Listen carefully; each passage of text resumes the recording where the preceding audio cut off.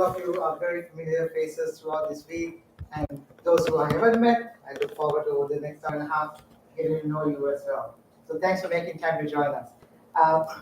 Let me first, besides all that fancy blah blah blah titles, let me humanize myself a little, with to give to those who have had the privilege of meeting. I'm originally from Sri Lanka, and I grew up in a country where there was a war that was about 30 years. For about 30 years, we suffered through it. And growing up as a young boy, I was a witness to a lot of the horrors that we can do to each other. What humans are capable of doing to each other. Really bad, ugly stuff. At the same time, I was also a witness to some of the greatest stuff that humans can do with each other. And one of those was risking people's life to save their enemy, protect them, feed them, clothe them, and safeguard them. The courageous acts like that, I also was witnessing. And I was really confused. Why are we able to do so much evil and at the same time do so much good? So that was one of the very early ages of a wake-up call for me.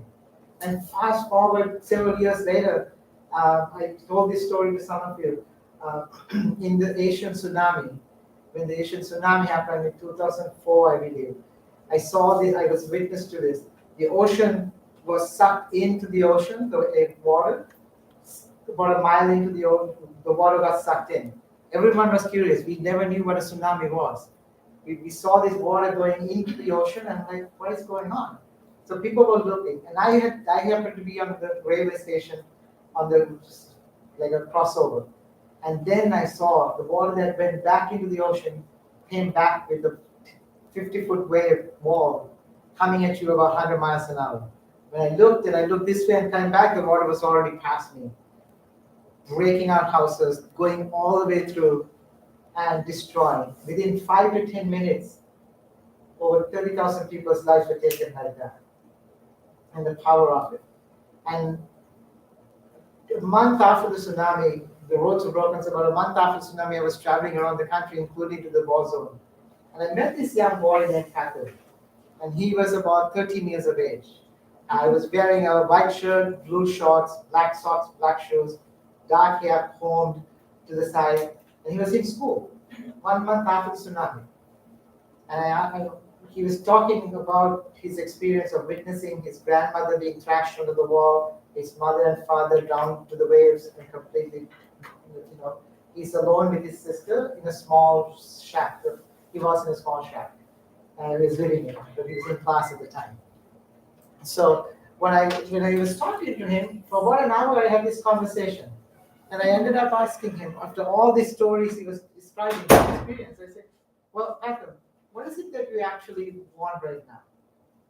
And what he said, I still get goosebumps every time I say the story, but he looked right into my face and said, I know my parents are not here, they're not alive, but I want to make them proud and I want to stay in school for them. I was like, wow. So I was like, okay, what do you need for that? You don't have a place to stay, you're in a tent, what do you need? He kept looking at me and said, my sister is studying for her O-level exam, ordinary level exam, and she lost all her study notes. So if there's a way that you can get study notes for her, that's what I would need, so that she can fix it, study for her exam. And I thought for a moment, here's a 13-year-old boy who has lost everything and witnessed that loss, tragically. When you ask him what he needs, what he says is not something he needs, but somebody else needs.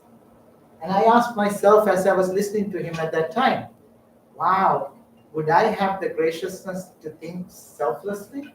Or would I actually think of what I want at the moment, like food and shelter and other things? And that was a pivotal moment for me, to think about the graciousness and selflessness of some young people growing up today. And we often forget that. And so some of you know about this other story about growing up in Sri Lanka when the war happened. It was happening far away, but as it got closer, I started to realize it can also affect me. But when it hit home, it was also too late because we were witnessing the horrors. And there was a time where I had a choice to make. Should I act out of revenge to avenge the person who murdered my friend in front of me, or walk away in shame knowing that I couldn't do anything about it? And at the time, I made the really difficult decision to walk away. And I was ashamed, I was angry with myself, pissed off that I couldn't do anything to avenge my friend's murder. But then again, at that moment, I didn't see that wisdom of walking away. At that moment, I was embarrassed and ashamed. But it was later on that I actually gained the wisdom that walking away was the biggest and the hardest but the most difficult decision I've made that actually made me why I am a peace builder today. And realized how difficult that is, and that is what is harder to do. Easiest thing to do is to kill. I saw how easy it is to kill. And I also almost killed somebody, and it was very easy to do. But walking away is so much more difficult.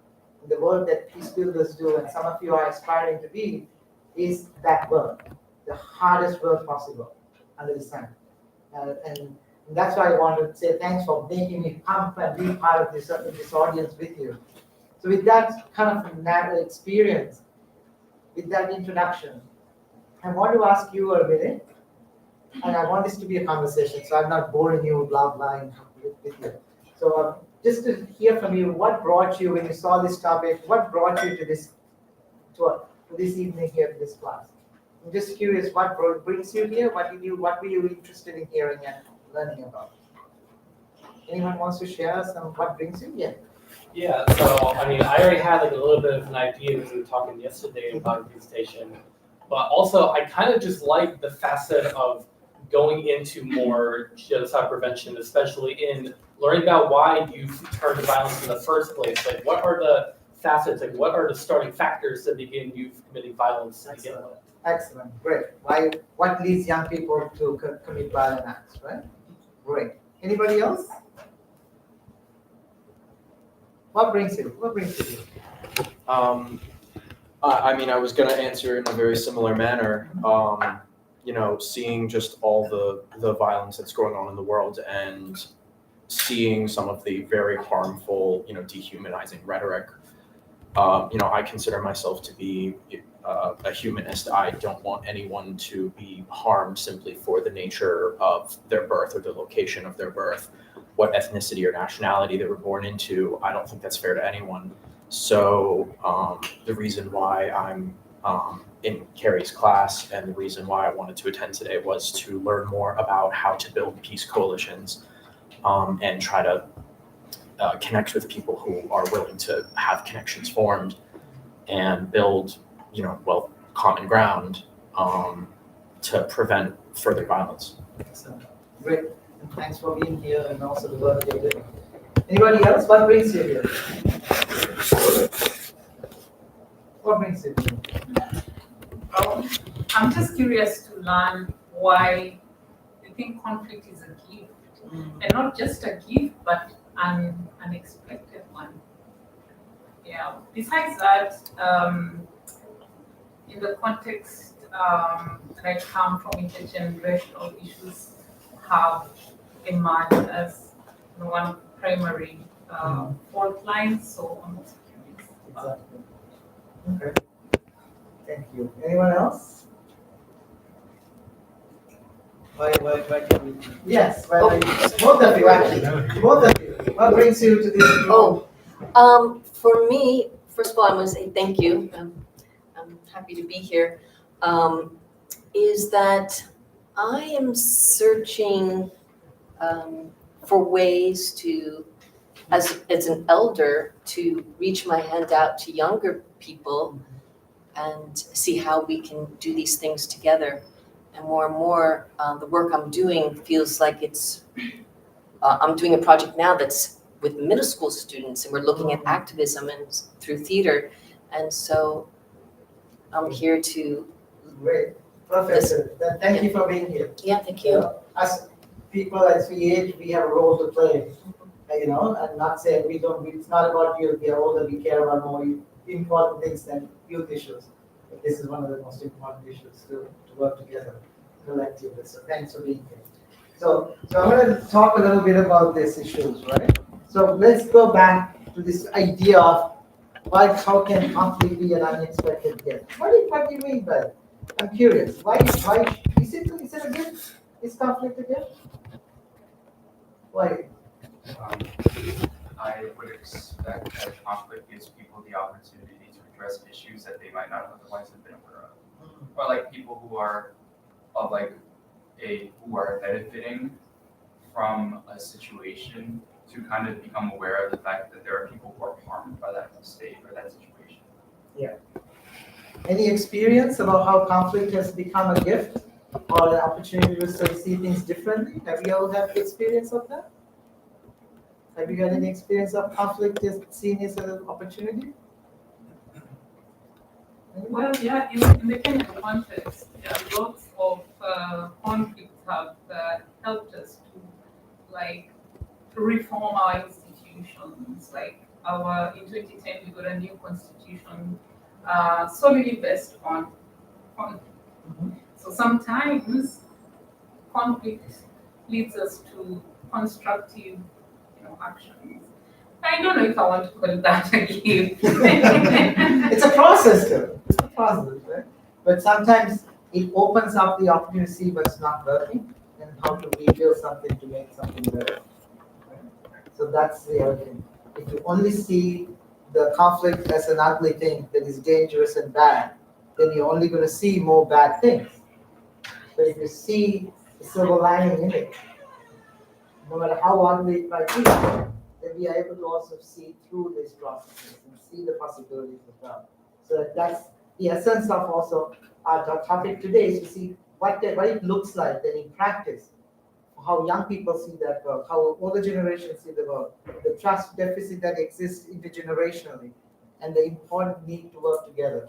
And today I'm also going to share with you some stories from around the world about how young people are leading those things. Not alone, but together. And sometimes alone, but engaging with adults to see how they can open the doors together. So I'll give some examples of that as well. And coming back to your question about what motivates young people to join groups, and the other flip side of that question also we'll be talking about as well. Okay? And kind of connect some of these dots today. Fantastic. So, going to this, so I talked about this already. Moving to, here you go. Living amongst the conflict. If you think about conflict like a fire, right? What's the first image that comes to your mind if it's a fire? So ignore the slide. What's the first image that comes to your mind if you think about a fire? Is it dangerous or is it just a fire? Dangerous, right? Yeah. But what if you just think about it, it's just fire? It is just fire. Our story builds the power of the fire. When you think about it, if you harness it well, it can come up and create solutions. Keeping ignored it can harm people a lot. But the fire itself is just a fire. We are the ones who give the oxygen on the story to make something of it. So just think about that in our own lives. If someone yells at you, they're just yelling. Are they affecting you physically or are they affecting us emotionally? They're just words coming at you at the end of the day. Right? We are the ones who say, oh, how bad they are, what an asshole, they're insulting my ego, they're my pride, oh my God, they're shaming me. But they're just words. We interpret it and create a new story on top of another story and make it much bigger than what it actually might be. It's just words. So when in our conflicts, in our day-to-day lives, how do we think about these experiences? And how do we put oxygen to these things that sometimes are nothing but what it is? So something to consider as we unpack this conversation. Okay? Any reflections on this? Any thoughts on this? Yeah. So I know you haven't defined conflict yet. For you to make an analogy, the conflict is exactly like fire. I'm thinking, Sela and I both grew up in Kenya, and I see conflict as sort of a signal or a symptom that something has actually broken down, right? So like there's everyday, normal sort of non-conflictual ways of resolving conflicts of interest, for example. When that breaks down, that's why we wind up with conflict, right? I don't really have a question. That's a good point, but it's a good point. But when it turns violent, that's when we have challenges. Right. What we don't want is for conflict to turn into becoming violent, right? Then it's a violent conflict. Conflict is, this is violent conflict, right? This is good conflict that actually stimulates creativity, innovation, solutions. That's another way to frame this. Yeah? So just any other reactions about this? Conflict is just conflict. We create the story around this. What goes to your mind when I say that thing to you? Is it conflictual with you? Or is it actually saying, oh, I never thought about that?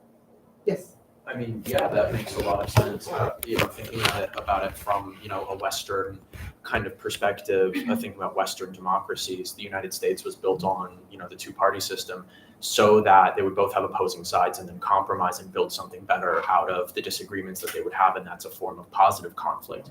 Same thing with a parliamentary system like the British have. Having multiple different coalitions that all have slightly different goals, but then they all come together. They have one prime minister who then will enact certain changes that hopefully are positive. The problem is when you have, one group or another that is so deeply fundamentalist that they're not able to compromise. And then the system begins to break, people get frustrated, and that's when violence breaks out. Exactly.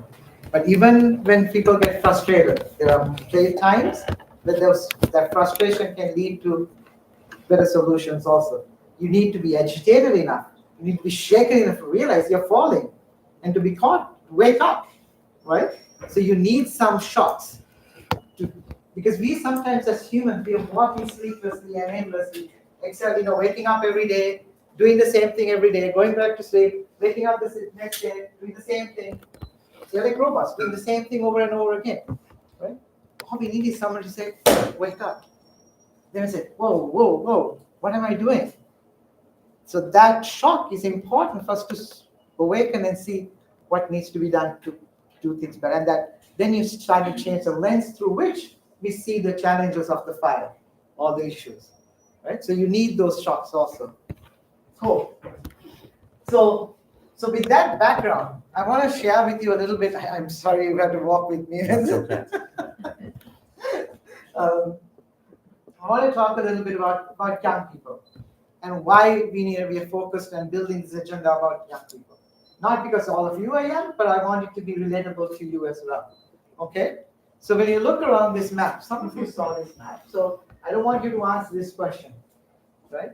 But when you look around this map, what do you notice? Yeah, what do you notice?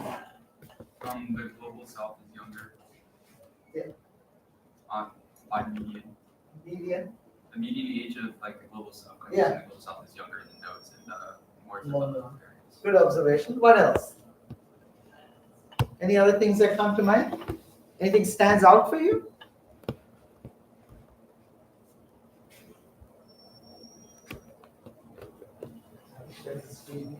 Yeah.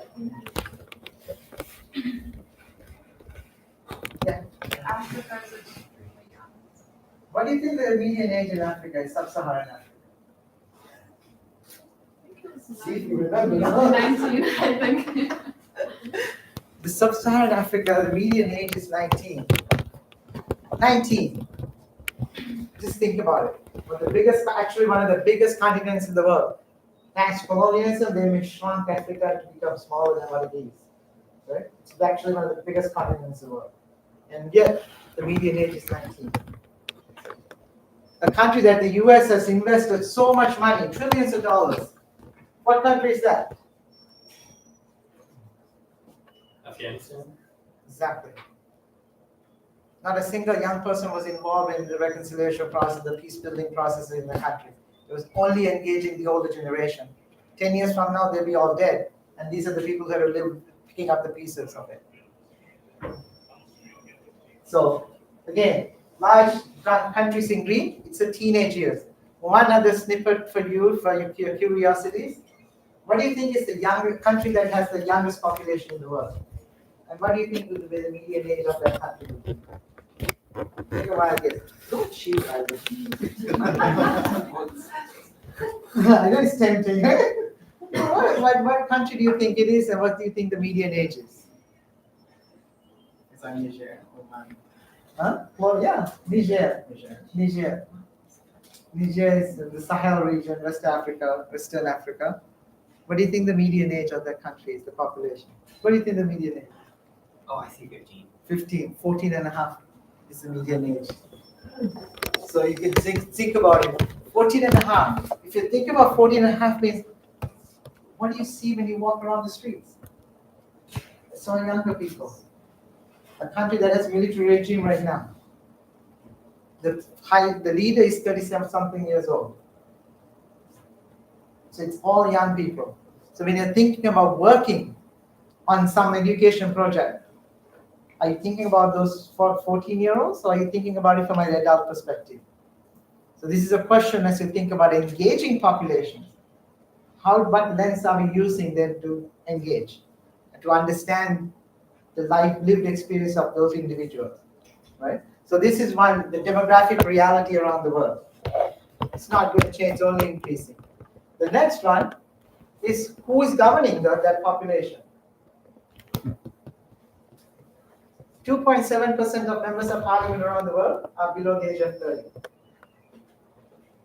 In, where is this? Sub-Saharan Africa, 2.4% of members of parliament below the age of 30, the youngest continent in the world.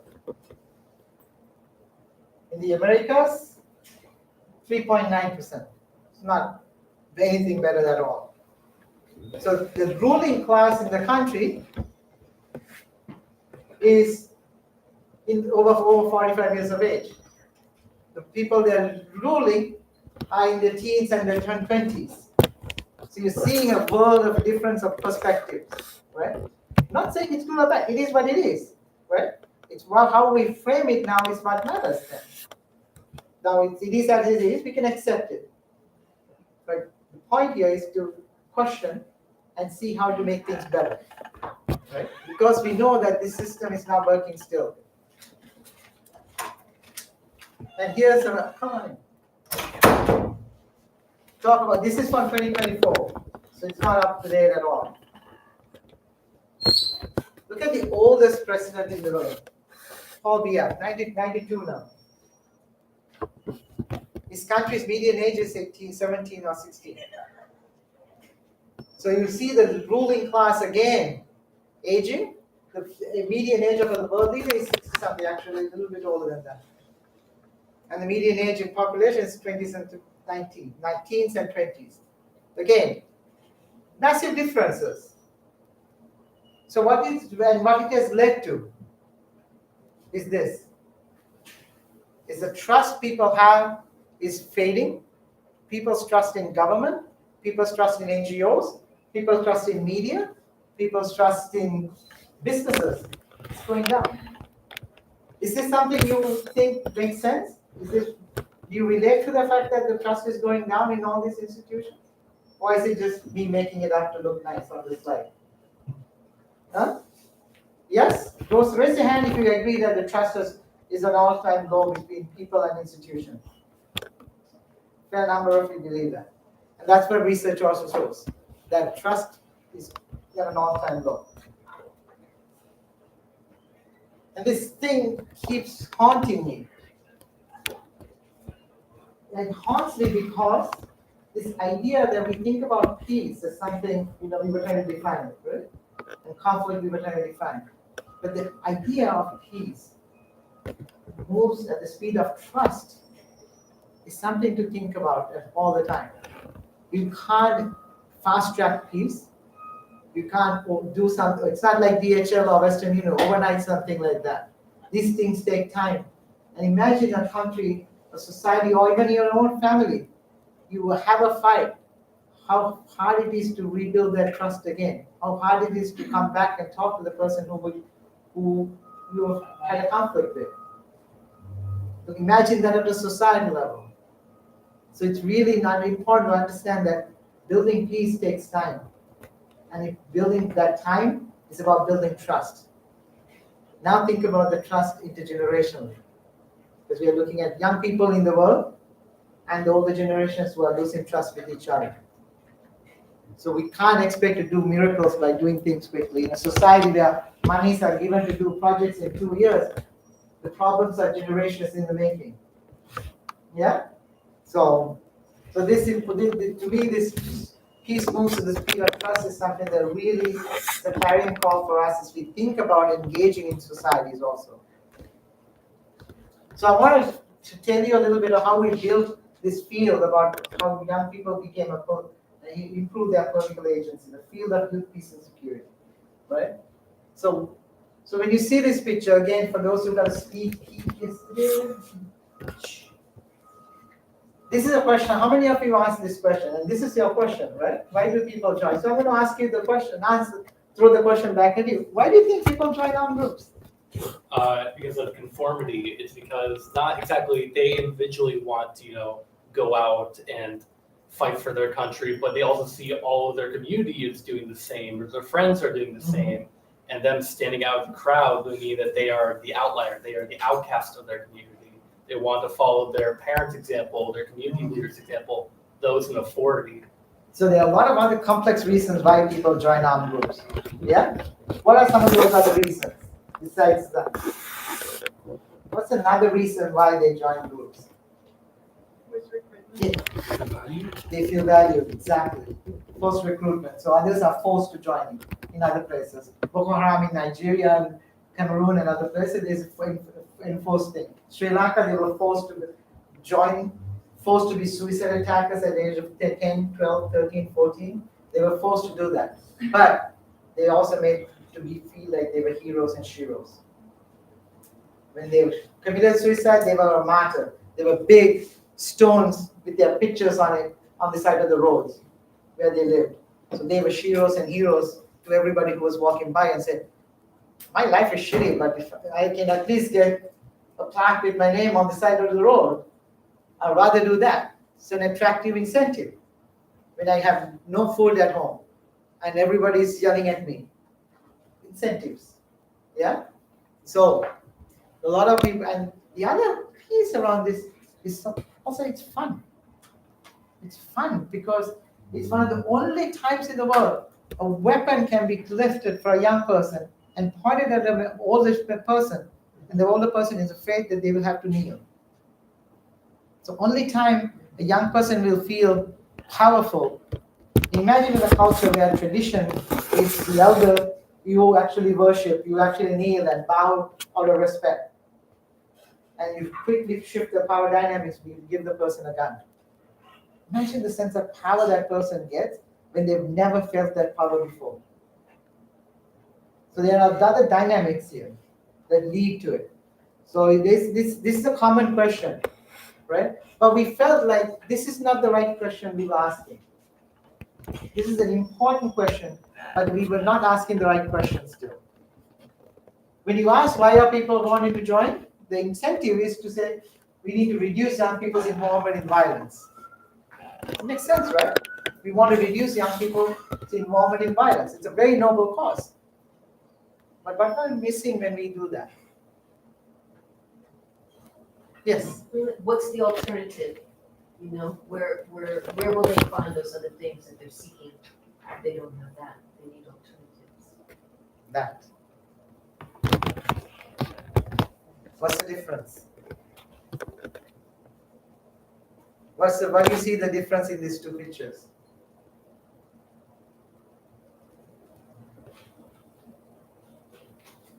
You focus on reducing involvement in violence, that's the focus, so you focus here. And you do all the things to give them opportunities, give them backpacks, clothes, tools, skills, food, all of them to feel like they're part of a community and they're safe. So that's part of the services. But that doesn't erase the system within which they live in. And we only we are trying to put a bandage on a festering wound itself that is out there. We don't address the system, we only focus on this. And that's why it's a vicious cycle continuously happening. So that's why we thought that was the wrong question to ask in the first place. And here's the other reason why. Because when you create incentives in a world where young people feel really excluded and invisible and powerless, and you give people resources here, the vast majority says, I need to make some noise, cause some trouble so I can get t-shirts, food, books, and something else, right? So it's baked into the system with the bad incentives in the first place. We were all doing we are doing great by demobilization programs, for providing violence prevention programs. Really important work. But we didn't realize with our best of intentions, we were creating broad incentives for more people to create violence. But that's the base system we were in there. The funding system created that also. So at the time when we were thinking about this, deconstructing these standard issues, we realized we need to start asking new questions. Because it was leading, those old questions, why are young people joining army? It was based on a sense of policy panic. A policy panic means that countries with large youth populations are vulnerable. And vulnerable because there's propensity for violence is higher in the countries with large youth populations. What does it mean? It means that young people are violent.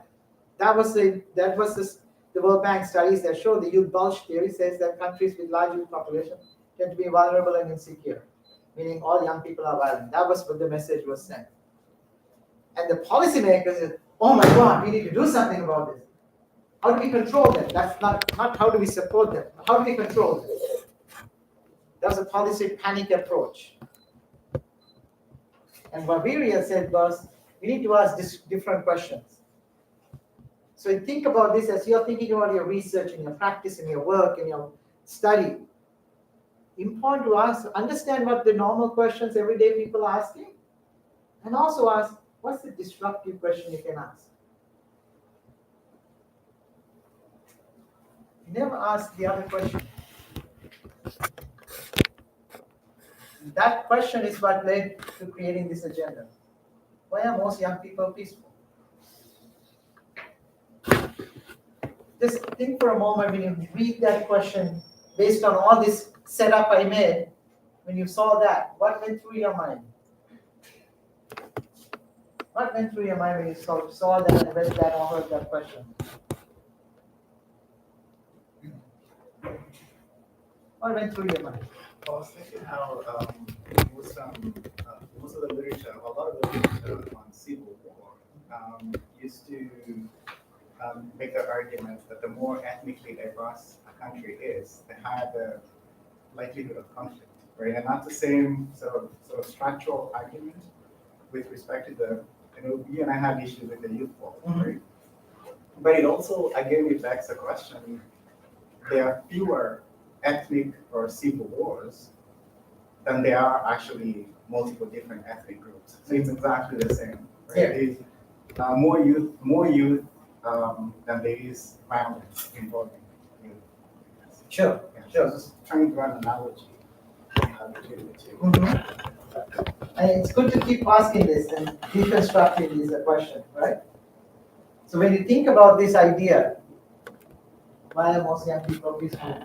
Based, even though that goes against my beliefs or on the grain, what it does is makes more people who are excluded feel pissed off with the system, feel like somebody is now finally paying attention to me. I'm not picking up arms, but now suddenly someone is paying attention to me and not to the others who are committing violence to get the attention. So this is another way to rebuild the society's consciousness that violence is not the only way to deal with our differences. So there are other ways to do that also, right? The message here is not this question. The message is, are you asking disruptive questions in your thinking and your work and your research? That's the takeaway. Just don't ask the same old questions that you're already asking. It's not so cool because you're only discovering the same mistakes everybody else is making. Ask a disruptive question in your research focus. Maybe you might be surprised what you discover. That's why we were surprised. So that was the beginning. So we realized this is a massive issue. We can't do it alone. So we brought together groups of organizations, now 155 big organizations coming together to do it together. Who talked about coalitions? You talked about coalitions, right? The power of coalitions was people coming together to tackle a common problem. The common problem was we needed to shift the idea of who young people are. Shift it away from seeing them as a problem to seeing them as a partner. And we couldn't do that alone. So we created these groups of organizations come together to get a common agenda. The power of coalitions. Here's some of the superpowers of coalitions. Especially when you bring organizations across dividing lines, there's credibility because you're not just speaking to the choir or one viewpoint only. You're hearing different perspectives. The diversity of perspectives means you're hearing how other people feel and think. That brings to the collective wisdom that you have in people. It also gives authenticity. People actually have more respect because of the work you're thinking about in a way that is collective. So these are superpowers when you think about coalitions. The other thing is when you're bringing coalitions together, you're bringing institutions that are very vertical power structures. Bureaucracies, titles, positions, status, image, all these things, layered with red tape, right? Governments, NGOs, all of them have this. You're bringing together them alongside network power. Who has network power? Who do you think has network power? Who do you think has network power? Young people. Exactly. Exactly. They don't think in titles.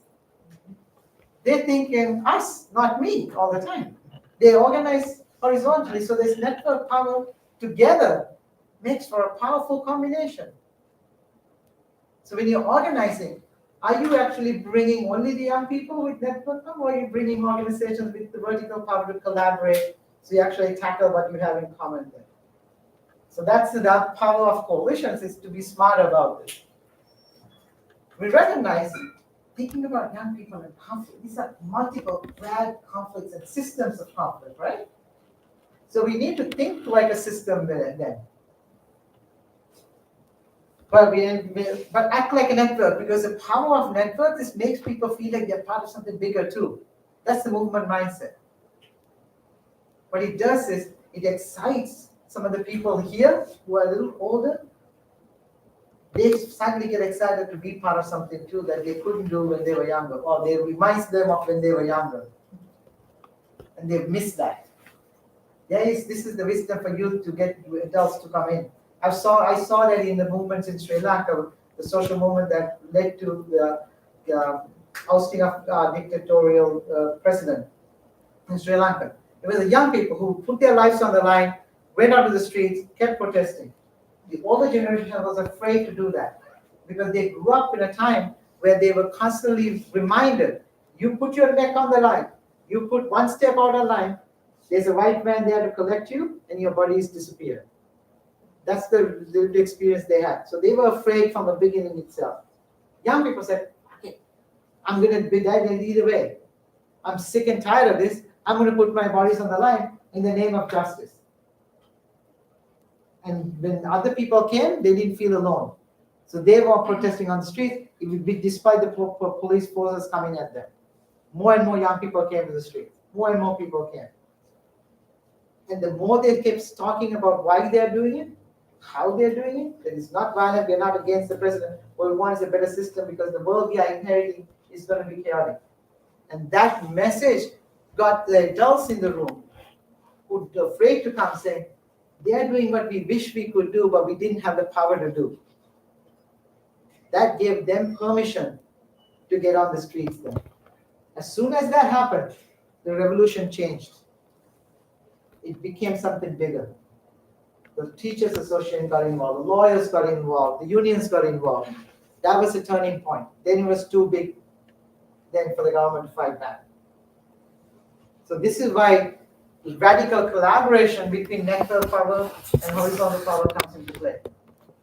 Get the adults on board without shaming them, making them proud that they are coming on. That's the wisdom for young people to learn from this. So you're giving them permission to come and create the space for them. So to collectively, then you actually have more power that makes those in power afraid. Right? So this is an organizing principle. So for you, this is like for you. So when you asked about coalitions and multi-partial coalitions, questions to ask yourself. Who loses if I win? When you're thinking about organizing. If there's anyone I trust in the other side, there's always somebody on the other side you can trust. There might be somebody. That's what you need to be asking. Not asking, not all those people are bad. That's not a win-win situation at all. So then you're losing out. If you ask, is there anybody that I can trust? Anyone else in there? Is someone in the police force that I can trust? Is there somebody in the beat cop who I can trust? There is a slight chance you might actually find somebody you might be able to engage with, who is willing to listen all the time. Even in the perceived enemies, there might be people who might be listening, might be surprised. So that's why that question is important. If you go to the asking others, what do you wish people on the community understood? What's most important to you? These are some of the tips you can think of when you're developing coalitions, and the problems look so difficult. This might help you think about how to engage, even with people you don't trust. And that's the beginning of the new trust cycle. Yeah? I can give you this slide, so I'm going to go through it fast with you. I will come to have it. So what we did in that process, in creating the agenda, we realized the problem was so enormous. It required a bigger solution. So we thought we need, and this is a model, when you think about systems, societal change on a long term, we need to create norms. Social norms, political norms about something. So what we did was saying, what are the political norms we want to create about who young people are? Then get institutions to understand those norms so they can act on it. And work with them so they have the courage to act. Now I'm making it simple. This is not as simple as I'm making it, but generally this is one. The third is, what does it look like at the country level, or how do you finance young people's leadership to make it a reality? Okay? So the idea of norms, institutions, and creating funding models to ensure that they have opportunities to thrive is a model to think about when you think your systems change also. And this model thinks about the policy panic. This is a change that we wanted to create. Moving from young people as a problem and the response being a panic to seeing what's the policy opportunity here. Again, always asking new questions, always pushing to see this. And then creating the norms socially about this. Previously, you saw the slide with young people with guns. What do you see here? What's the weapon you see here? Exactly. Reports. Speaking at the Security Council as a young person, when an old body, broken body, only hears and listens to other old people acting as experts. This is very disruptive. They actually fought us tooth and nail, said, no, we don't want a young person to testify because they're not experts. We said, how do you know? And we fought back.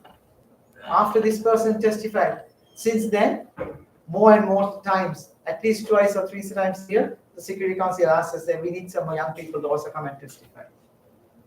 So when people say no, no doesn't mean no. What it means is I don't know. And that's the opportunity then for you to go through and say, open the door a little bit and say, we can help you. Right? So when you create norms like this, it shows a different image of it in the hearts and minds, but it also shows an opportunity for young people to see more, feel like they can be part of that. So what it led to is 3 UN Security Council resolutions. The first one 10 years ago in December 2015. The second one was around peace processes. Now in Gaza, now in Ukraine and Sudan and other places, the role young people in peace processes is such a critical thing. The other is the first time the recognition that the civic space young people occupy, digitally and physically shrinking. And the Security Council was able to recognize the threat to civic space and talked about the importance of safeguarding that space. What these 3 resolutions do collectively is recognize the political agency of young people. Here's why this is important. When you think about youth, some of the first few things you come to hear about youth is, oh, it's good for sports, good for culture, good for music, some things like that.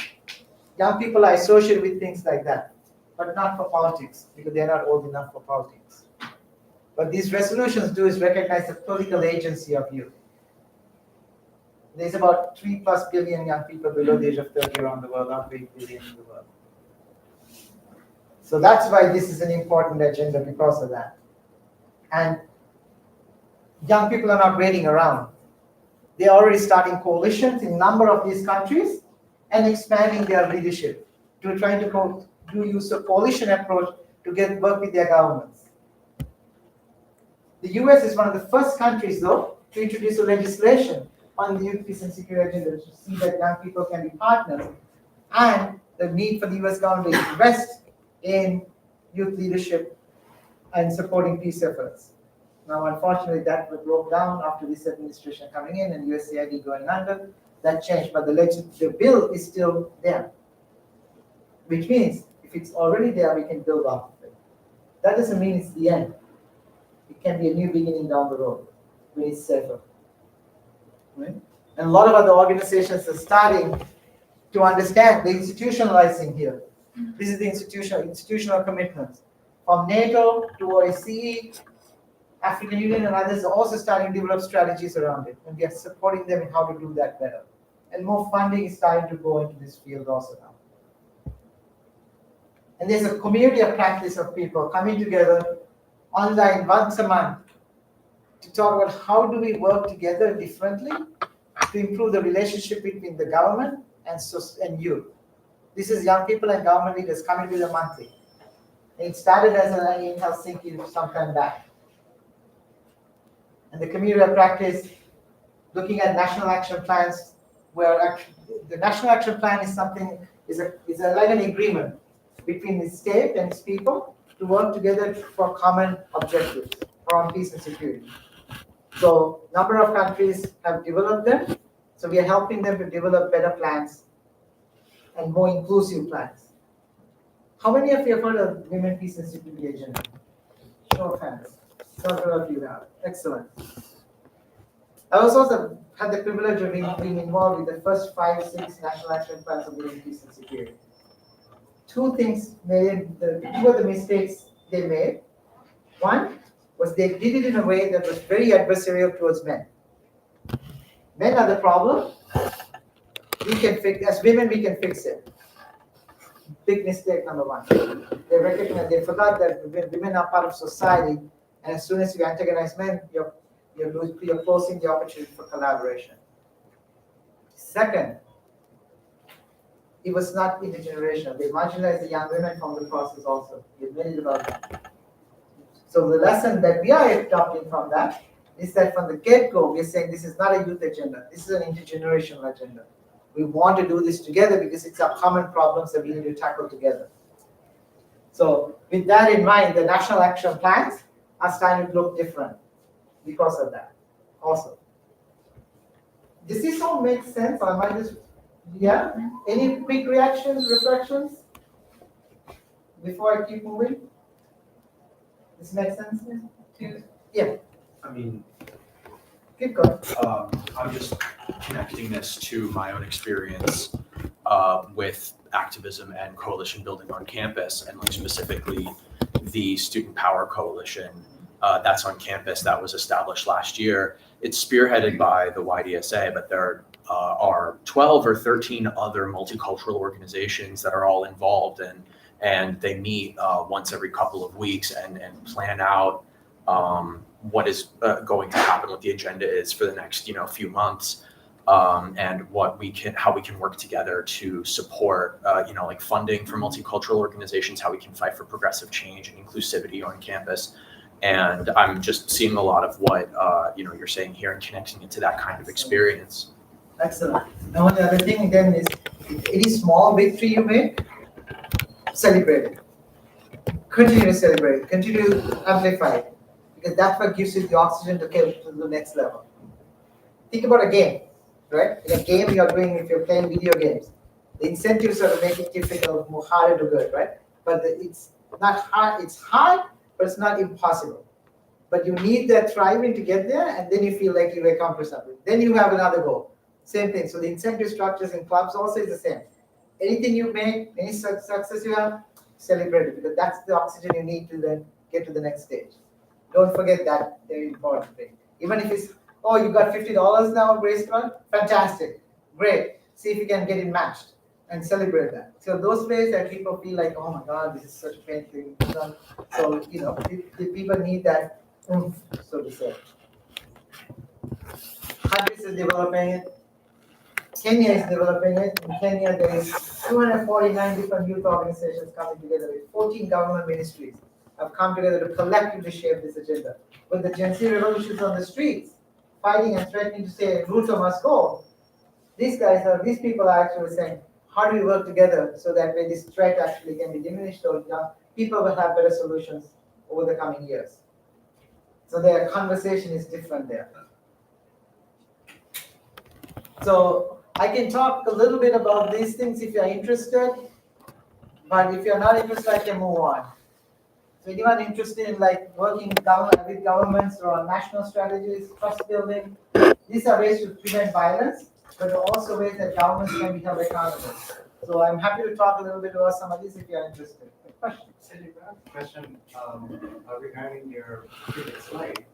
With all these resolutions that UN, what was it, UN? Security Council Security Council resolutions, and all those sort of national initiatives. Mm-hmm. And I guess my question is this notion of sports washing, whitewashing, is this is there an aspect to this of youth washing? I mean, how can we distinguish between sincere, genuine sort of incorporation of the youth in building all this, as opposed to being co-opted, managed, and so on and so forth? That is happening all the time.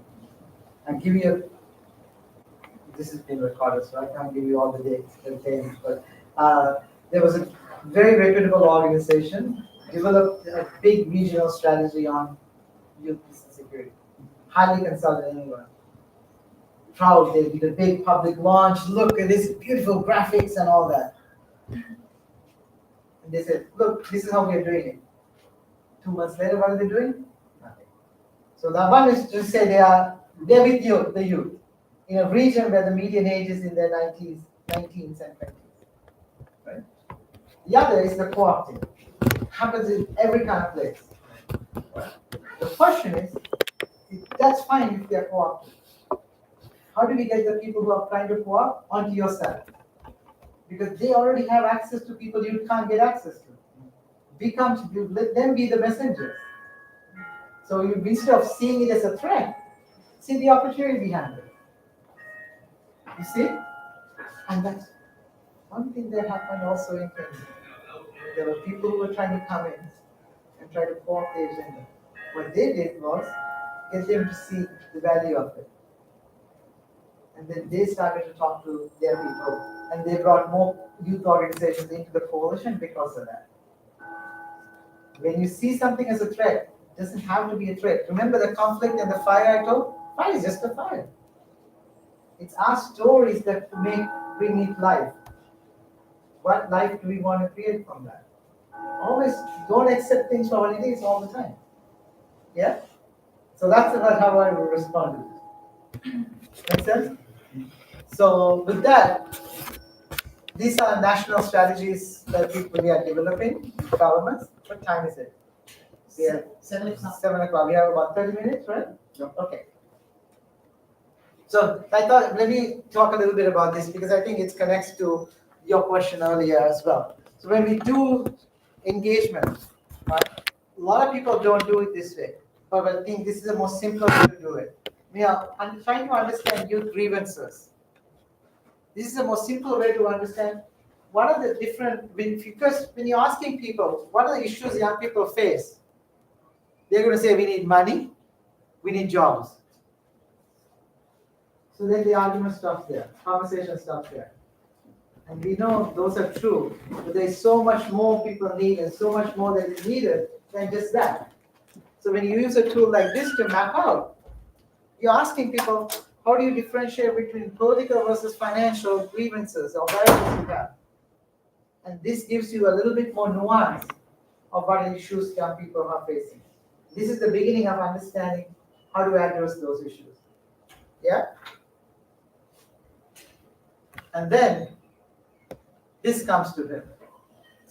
So these are the political, social, cultural, those are the ones we mapped out, right? And what we did was and I said this term before yesterday too, these are the different forms of barriers. And these barriers are structural and psychological. And therefore, the sense of exclusion young people face is itself violence. And we frame this as violence of exclusion. The word violence of exclusion means that it is structural and psychological in nature. It's deeply rooted in structure. So if you're trying to support young people and make young people feel that they're part of society, these are the barriers technically you have to address collectively, which is impossible to do over 10 months projects, right? Over time, you can do that better. But when you're planning these things, you have to understand the world that young people are inheriting and adults are inheriting together. You can't just focus here without knowing these are some of the other risks that they're inheriting. And that's the beginning of starting to develop a strategy based on these things. Say, what are the most critical barriers over the next 5 years we can address with this? And that's the beginning of our plans that we're trying to do. The other thing is, so with this, I want to actually test out something with you. So you saw these barriers, right? These are barriers, social, political, financial. From your lived experience, vantage point, if you can go to menti.com and type that code, or if you want to scan this QR code, you have 3 choices you will get. What you think are the biggest barriers young people face from your lived experience. You can choose the top 3 and drag it, the ones that are what you think are the most important barriers.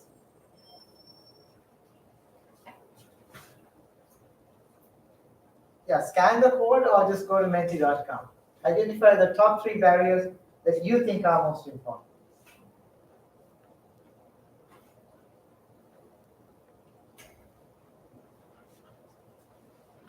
We're getting there?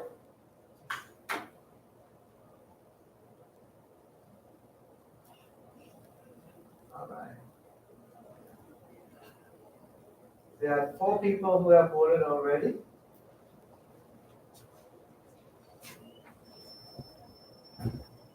Don't look there, just focus on moving your mark on your phone. Top 3 barriers. Let's see how you think. Oh, like a horse race here. Wow, look at that. Economic, social, cultural, political, physical. There was 16 people have voted still.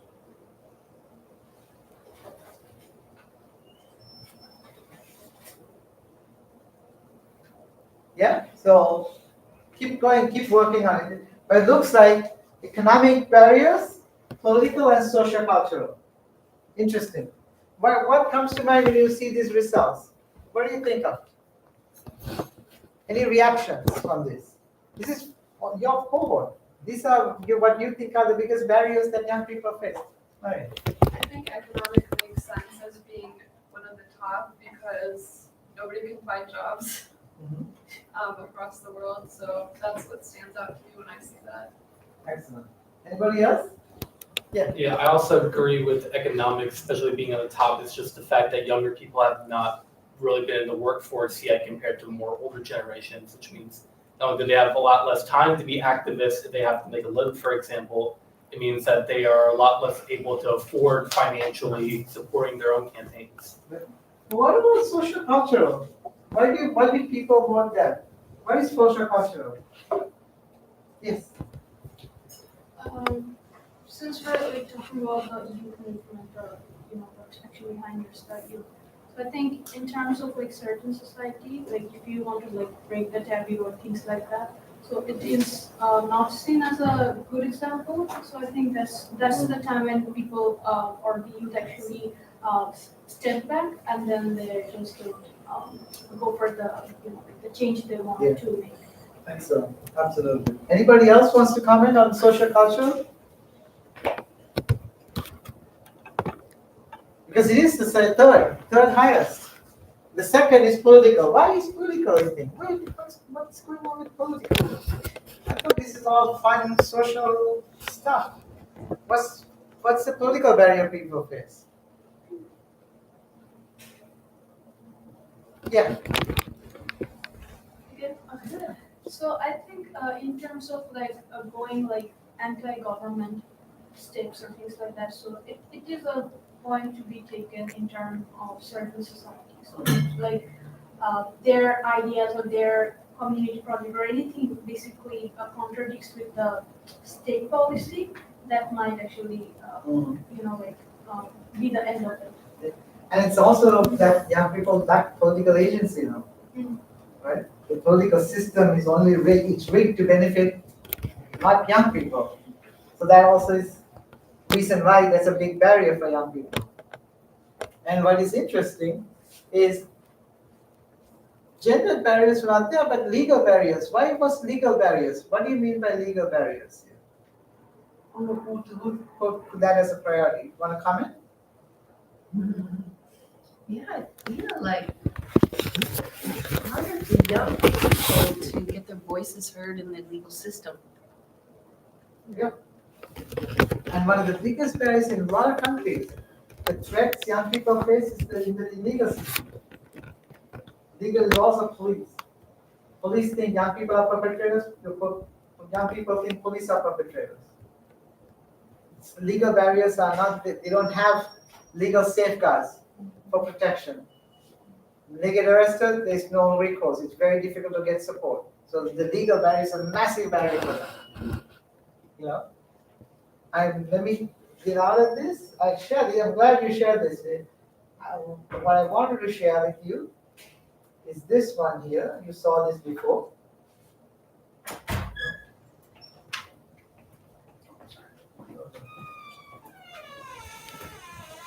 This one here. We did this survey from around the world, from the Pacific to the Americas, Africa and Asia. Well, and what we found, social cultural was the number one barrier from around the world. Second was political, third was financial. So you're close. The reason social culture was number one, people were saying this happens in our families, like you were saying. These issues, our barriers are already baked in our system, in our families. That's where we start. Second, political, because of all the reasons we talked about earlier about not having political voice, access and all that.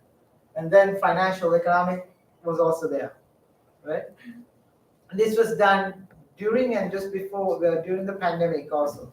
So the other one was digital, wasn't a barrier, but later on, the COVID pandemic was also mentioned as a barrier. So I wanted to share that as a result. So this is a live survey that you all did, and it closely corresponds to how young people around the world talk about the barriers they face too.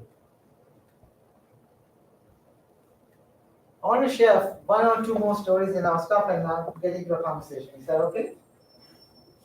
This is from Kenya.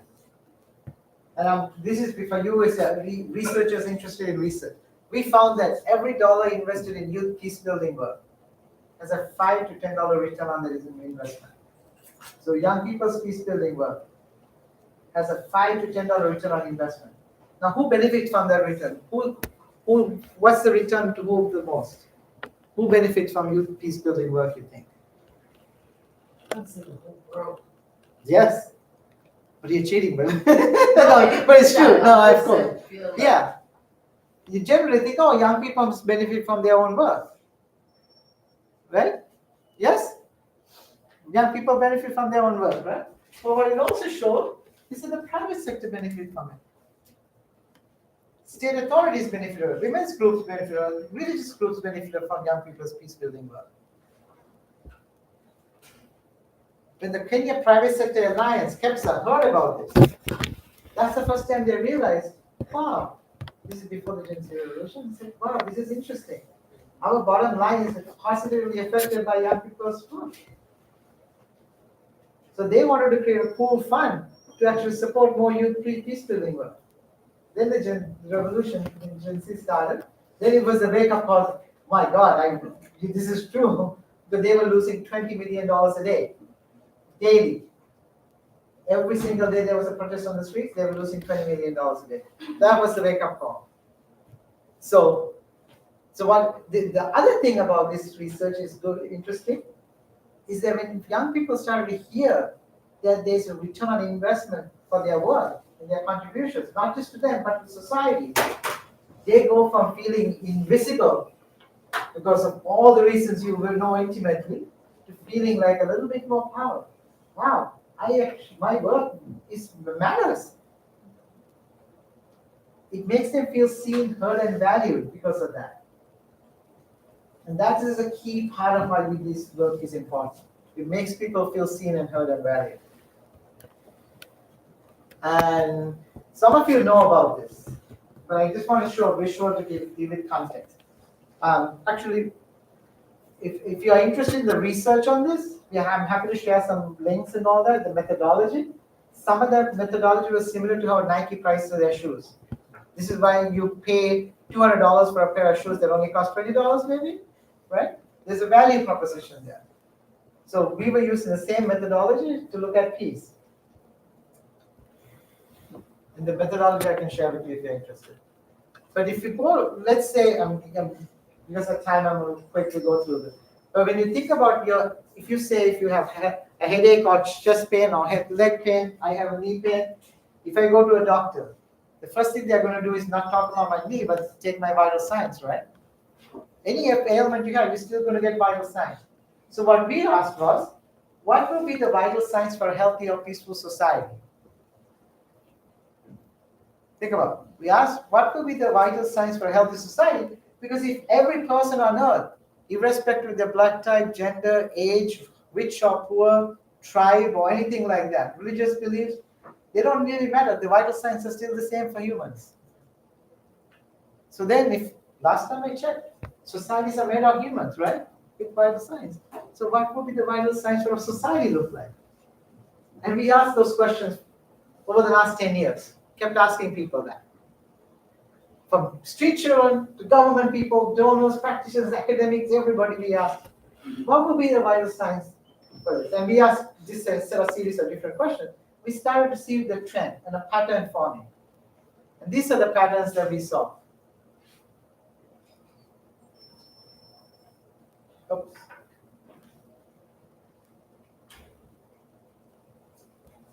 These things keep coming up over and over again as vital signs for a healthy society, a peaceful society. Agency. Agency means people having a sense of agency to do things without big barriers, right? If there were legitimacy, are institutions responding to people's needs? Trust in people, people's trust in each other. Polarization is on the rise, people don't trust each other, the level of trust. Fourth is sense of safety or levels of violence. We are using more simple terms like safety instead of polarization, right? And resources. So whether you're working on a micro-enterprise program, vocational program, entrepreneurial program, climate change program, land rights, education, it doesn't matter. These vital signs still will be the same.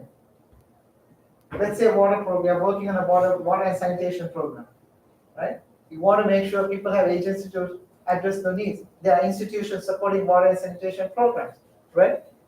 People actually trust the information given when they talk about it. They can do that safely, and there's resources to do it well. Job program, same thing.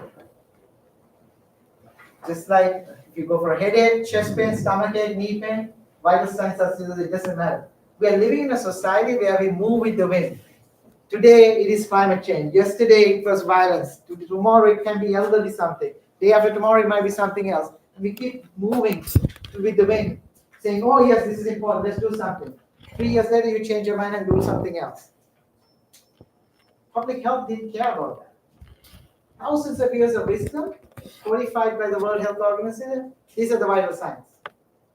So imagine if we adopt vital signs like this to say, all our violence prevention programs, all economic development programs, they have to have these vital signs. Then we are changing the narrative of what we are building together. What kind of society we want to have where agency is supported, irrespective of what the themes you might be focusing on.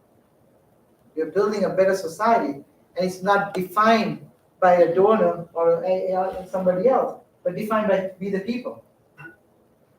So this is why this kind of approach helps us do that, and it can be from any village to country, regional to national.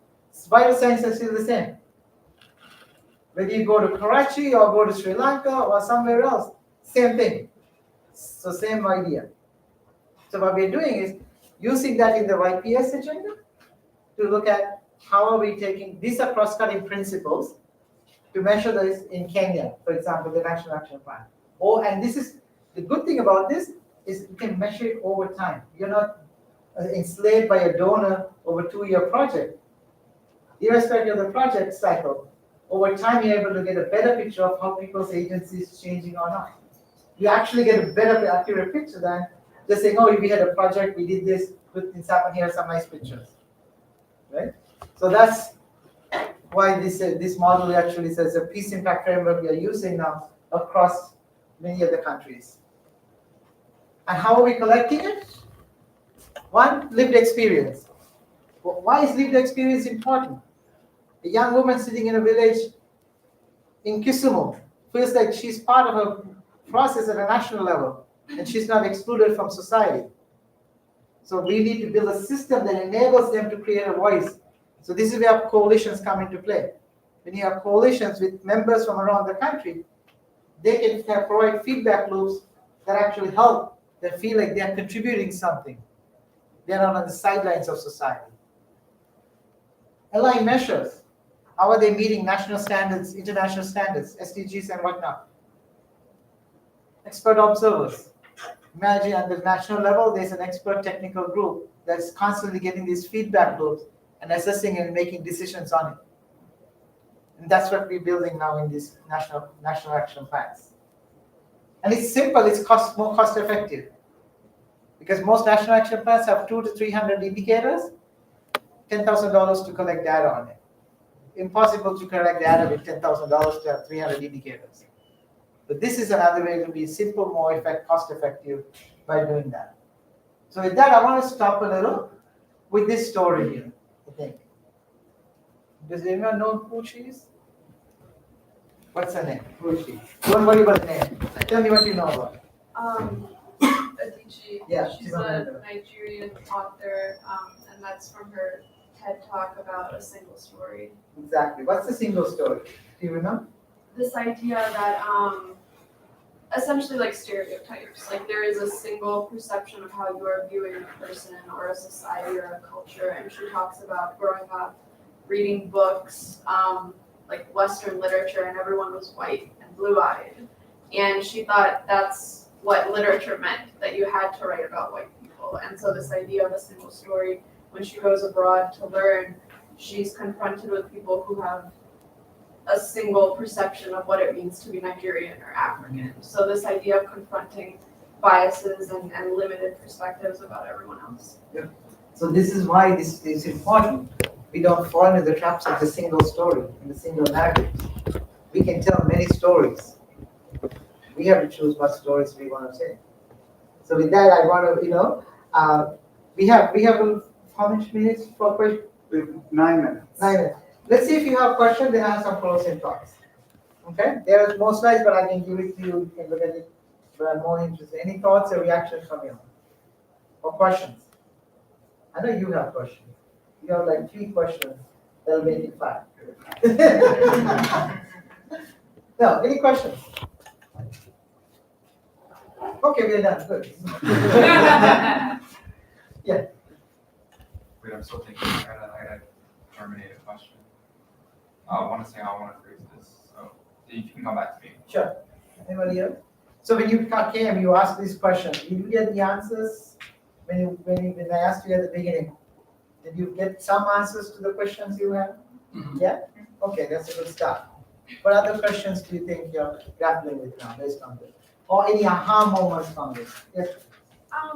I guess something that I just made a connection of because you brought up the single story concept, and at the beginning you have this premise of conflict can be an opportunity to build something good or be used as a tool. And I guess my question or sort of comment is we're seeing a lot of polarization and erosion of trust, I think, especially like speaking from an American or Western perspective. And I think people interact in very confrontational and biased ways. And there are a lot of single stories, I think, being utilized with more intensity. And if you have any insights or advice on how to use that conflict and that polarization and see it as an opportunity to build trust and talk to people and break down these single stories versus desperately holding on to all of the single stories we have about each other and just feeding it to the polarization. Yeah. Who else would like to have some wisdom to share about this question?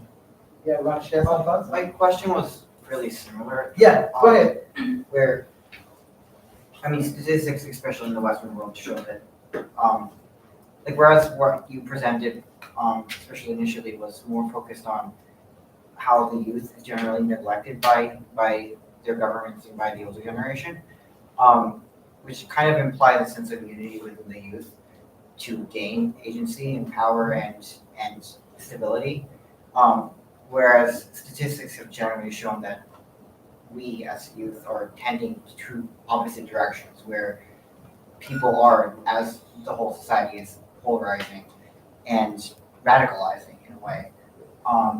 And when the youth population itself is so fragmented and so desperate in infighting, how do you propose, or how do you, like, what's your input on like how we should advance these very important agendas when we as a society right now are too important on fighting each other? You always, this is not a new phenomenon actually. People have always fought each other. Right? Throughout civilization, we've always fought each other. Humans are very ugly animals. Right? We've always fought each other. We are like animals. But within the animal kingdom, there's always nice animals too who try to collaborate. The choice is ours. Who do we want to spend time with to start with? We can't tackle the big polarization dilemma. But what can we start small that help build something from a place of being small to something bigger? You choose where that you can be very local. And the other question I would say, the way I would respond to it is, we have a choice to embrace the ugliness and live within the crazy, messy place, or choose to step away and observe it for what it is, that it is just messy. We don't have to necessarily embrace that. We don't have to associate with it. My host mother in Australia, I was an exchange student many years ago, about 200 years ago, and when I was in Australia. And when I was about to leave, she told me this beautiful story. She said, always remember the fly on the wall. Right? What is that? And I asked her what she meant by that. And she said, when shit hits the ceiling, when things are crazy and the fan, you're on the fan and the fan is rotating, just extract yourself. Observe the situation, like get onto the wall and observe the situation if it's crazy here in the room. Just try to get a different viewpoint, a new vantage point. And you are guaranteed to see the issue very differently. The hardest thing to do is step back, but that also is the most important step to make. So we don't have to give oxygen to anything that is bad. We choose. That's our choice. The fire is there. We have a choice if we want to give it oxygen or just let it die. Yeah. So that's my advice. Because they're asking a question, it's not an easy answer, but the answer that comes from within us, that's where we should start. Yeah? Thank you. Anybody else? Yeah, I'll come to you and come here. Kind of going off of this idea of this like fire, right? We talk about these I assume you're referring to like these intergenerational conflicts, these divides within society, right? That we choose to beat them by playing into them. There is a part of me that wonders sometimes, due to my involvement in a lot of different organizations, right? And I'm involved in, I'm just using this to set the context for my question. The organization called the Latin American Student Union, right? And we are an organization that we talk a lot about Latin culture, about growing up as like Latinos and Latinas and Latinas in a society that views us within a certain way, right? Or expects us to behave a certain way, and places these expectations on us, and then get to talk about our experiences. But sometimes there is a part of me that thinks that for as good as these organizations can be in empowering people to talk, that we can sometimes define ourselves in the same terms, in the same way that we are defined through our society. And so I guess my question is, do you think that as we go forward, it is kind of a question, should we, especially within race in the American context, should we embrace and re-castigate these differences, or is it something that we should sort of cast aside as being completely fake? What does everyone think about it? This is your community here, your life too. How do you, I'll have come. I have my opinion on it. Just share your opinion and see if you can counsel some other opinion. I think that the only way that you can overcome that is to embrace the fact that we are different, right? We have these differences in lived experience. Yes, at the end of the day, race is fundamentally a social construct. But because we live in a society where it is deemed to be real, it in effect becomes real. And we have different upbringings and different experiences because of that. And that's something that we need to embrace and acknowledge and not ignore. Because if we ignore it, in my opinion, and it's the reality that I've come to, is that, or I say reality, it's my viewpoint. The viewpoint that I've come to is that if we ignore it, it will re-inflame. It won't go away if we don't talk about it. And so there's yes, it is maybe in some ways like a fire, in the sense that when we talk about it, it goes up, but it's like you talk about this gift of conflict, right? That conflict can also give us the tools to put it out. And that's all I feel. I don't know if anybody else feels differently. Any other thoughts around this? But others will crowdsource some questions also. Yeah. Yeah, just like to go off that, especially with conflict, it's if you want to have like a peaceful, like a common ground, it's kind of just coming to the fact that you have to find some kind of just common understanding of the person. Is you don't have to agree with anything they have to say. You can disagree with everything from them. But if you're telling stories of each other, and you're finding some kind of just similarity, when you're talking, you're not fighting each other, you're having a conversation. I think that's just a very important facet to understand. Yeah, there's always going to be differences, right? But within those differences, there are some commonalities. So you find something to start with, one common thing to start with, and build off. So you're not attacking each other, you are attacking a common problem that you have, that you share together, right? A police officer and a young black man may have similar problems that they can tackle together. It could be the sense of fear. Every single day, the police officer's son they see their father walking out. Might be the last day. Same thing that the black person's mother might feel, or the person might feel, that every time they walk out the road, that they might be arrested or killed. So there's something common around being human. So, we can choose. Do we focus on the things that are negative and upsetting, or do we want to actually focus on the commonalities that people have, despite the enemies they might perceive to be? Yeah. Question? We're at the end of the question, but do you have any closing thoughts? Yeah, maybe because we kind of spent a little bit of time together, we kind of spent some time together, right? I want to ask you to close your eyes for a moment, right? Take a moment to close your eyes. We're in a safe space, yes? Think about 10, 15, 20 years from now. think what you'll be doing in 20 years from now also. And what story would you tell whoever is sitting on your lap about what values, what tools, what advice you will give them in the world that they are inheriting 20 years from now? And what are you doing to make that world a better place for them? Just think that for a moment, and then on that, I want to say thank you for bringing me into this sacred space with you and listening to me blabbering with you. But I really appreciate you engaging with me. Thank you so much for that. Thank you.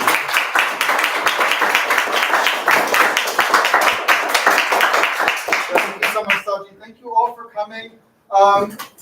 If you are not already signed up to that list, please do so we can get more information to you about all of the other visitors we have coming this semester. Our next visitor will be in a few weeks, David Mendel Anthony, who's a former member of the U.S. State Department and lost his job under this administration, but who has worked all over the world on issues of atrocity prevention. He'll be coming here in a few weeks. But thanks so much for coming and have a good evening. Thank you. Yeah.